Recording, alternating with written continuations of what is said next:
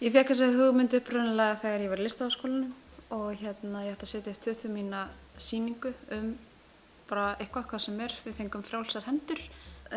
Ég, systir mín og mamma förum að eiga samtal hennar uppruna og þá spratt hugmyndin hvað að vera heima.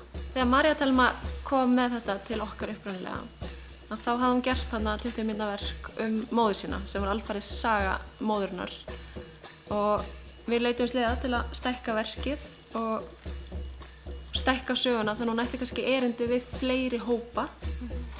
Við vildum fara ákveðna leið með verkið og draga líka fram sögu Maríu og til að við erum að hugsa hver hefur umboð til að segja hvaða sögu og að sagan yrði einhvern veginn dýnamískari og áhugaverðari ef við erum líka að fá að heyra persónulega reynslu Maríu og það líka bauð upp á fleiri vinkla inn í þennan heim og opnaði fleiri spurningar. Sko María sagði okkur sögur og við Kara kannski svona greipum á lofti hvað var áhugavert við þessa einsögu sem hefur svona samfélagslegar og pólitískar skírskotanir. Það var líka gaman í ferlinu sko að mæta eigin fáfræði.